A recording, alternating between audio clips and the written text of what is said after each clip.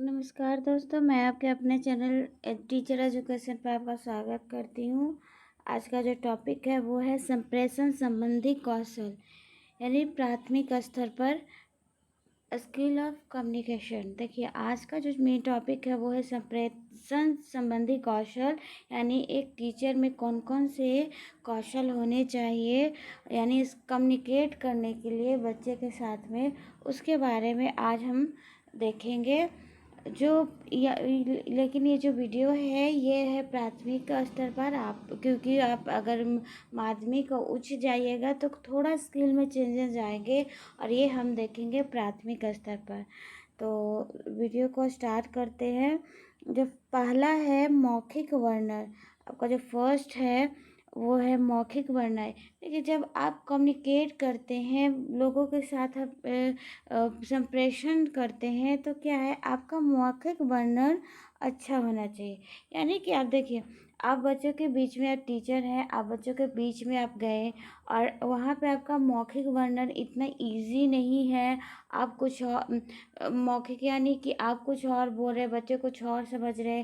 जैसे जिस भाषा में बच्चा है क्या समझता है, उसी भाषा में आपको बोलना है। क्यों? अगर आप उस भाषा में बोलेंगे नहीं, आपको बहुत नॉलेज है, उसमें समझाएंगे नहीं, तो बच्चा क्या करेगा, वो समझेगा नहीं। यानी कि एक जो प्राथमिक लेवल पर, बिल्कुल आपको एक प्राथमिक टीचर, शिक्षक के रूप में आपका मौखिक वर्णन क्या है, बहुत ही इम्पॉर्टेंट होता है, आवश्यक होता है।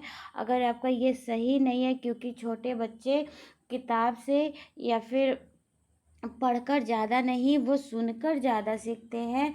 पढ़ते हैं लेकिन उतना नहीं, क्योंकि जो आसपास बोलते हैं उन्हीं से वो ज़्यादातर करके सीखते हैं।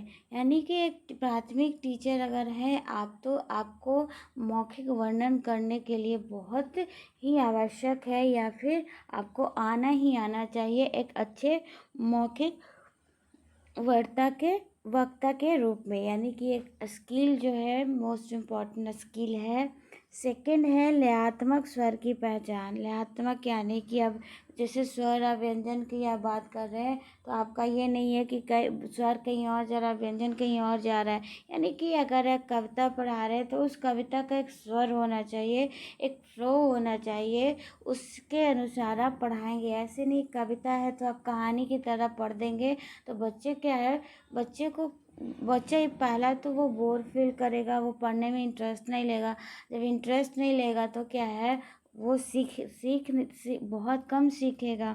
यानी कि लयात्मक स्वर की पहचान, यानी जो टीचर को है, ये लयात्मक स्वर की पहचान भी, कहाँ पे रुकना है, कहाँ पे क्या करना है, कहाँ पे एक्शन करना है, इसकी पहचान भी एक शिक्षक को अवश्य होना चाहिए। क्योंकि वो छोटे बच्चे को डील करे, छोटे बच्चे बहुत ही सेंसिटिव होते हैं, वो छोटे से छोटे बात को ऑब्जर्व करते हैं।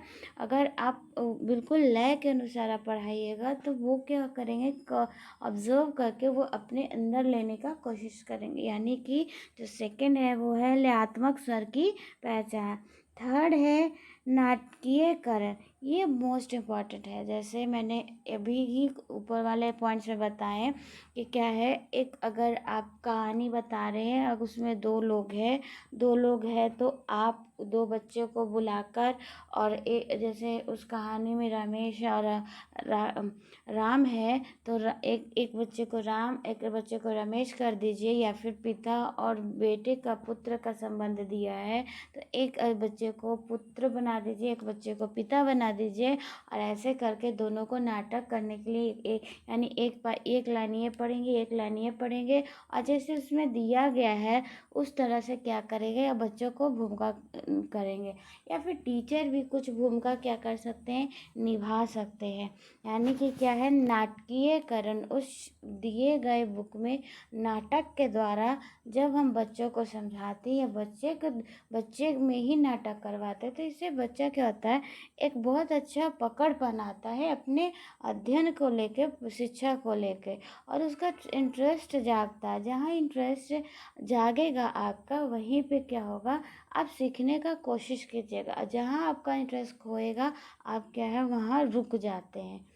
इसीलिए क्या है, बच्चे को प्राथमिक लेवल पे आप नाटकीय जो एक शिक्षक है, ये भी नाटकीयकरण का गुण भी होना चाहिए। व्याख्या, फोर्थ आपका पॉइंट है व्याख्या, यानी कि एक टीचर को हर चीज़ की व्याख्या, प्राथमिक टीचर हो, माध्यमिक टीचर हो या फिर ऊपर क्लासेस वाला हो, लेकिन बच्चे को एक टीचर को स्पष्ट व्याख्या करना चाहिए। ऐसा नहीं अगर लेंदी है तो बस वैसे वर्ड को ही शामिल कर दे कि बच्चे को समझ में नहीं आ रहा है। नहीं, बच्चे के फ्लो के साथ में हमें चलना है, साथ में अपना गुण भी हमें क्या करना है, उसमें देना है। यानी कि जो व्याख्या होगा एक सरल रूप में टीचर को देना है। अगला है आपका प्रदर्शन, यानी कि जो फिफ्थ पॉइंट है वो क्या है, प्रदर्शन। एक टीचर को प्रदर्शित कर कर के दिखाना है। जैसे अगर वो टीचर को पढ़ा रहा है फूल के प्रकार कि बहुत सारे फूल होते हैं, लाल पीला, ये छोटा बड़ा, तो क्या है, वो कक्षा में क्लास में फूल को ले आकर बच्चे के सामने दिखाकर, यानी कि एक तरह का ये क्या हुआ, प्रदर्शनी हुआ, प्रदर्शन करके बच्चों को सिखाएगा। बच्चे जब छोटे होते हैं तो वो जब देख कर सीखते हैं तो उनका जो ज्ञान वो प्राप्त करते हैं वो अस्थायी होता है। और वो चीज़ों को जब देखते हैं, कोई भी बच्चा, जब छोटे बच्चे या माध्यमिक बच्चे, वो देख कर करके सीखना चाहते हैं। यानी कि जब प्रदर्शित एक शिक्षक करेगा तो बच्चे क्या करेंगे, अधिक से अधिक सीखने का कोशिश करते हैं, और यही प्रदर्शन विधि है। अब प्राथमिक लेवल पर ये वाला पॉइंट जो है मोस्ट इम्पॉर्टेंट वैल्यू रखता है। उसके बाद है 6 पॉइंट है आपका शिक्षण पुस्तक का कम से कम प्रयोग।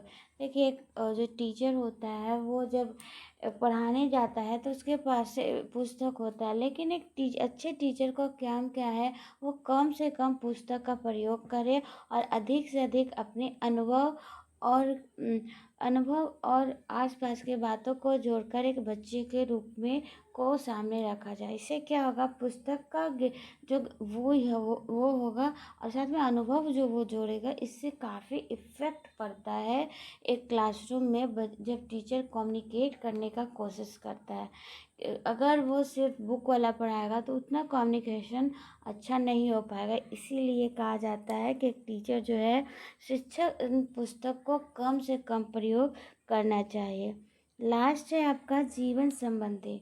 देखिए, बच्चे को बहुत सारे टॉपिक आप पढ़ा रहे हैं, लेकिन वो बच्चा है और जैसे आप फूल को ही ले लीजिए या फिर पेड़ को ले लीजिए, पौधा को, और वैसे पौधा को आप पढ़ा रहे हैं जो विदेश में मिलते हैं, लेकिन जब आप क्या है, वैसे पौधे के बारे में बताएंगे जो उसके बच्चे के आसपास है, कि नीम का यूज़ क्या होता है, आपने नीम देखा है, ये सब क्वेश्चन अगर आप पूछोगे तो बच्चा इंटरेस्ट लेगा, बोलेगा हाँ मैंने देखा है।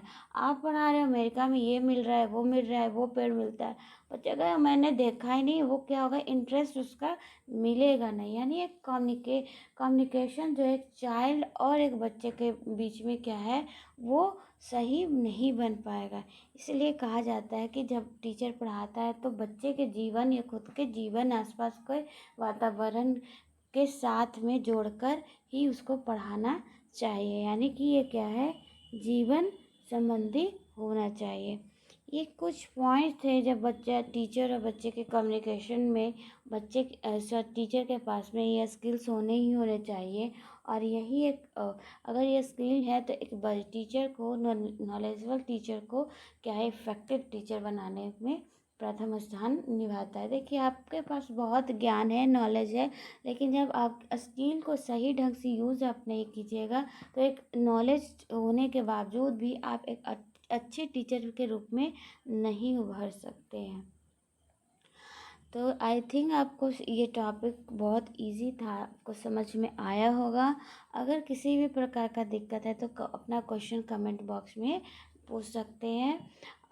अगर वीडियो पसंद आया है तो लाइक शेयर और सब्सक्राइब भी कर सकते हैं। So thank you and have a good day.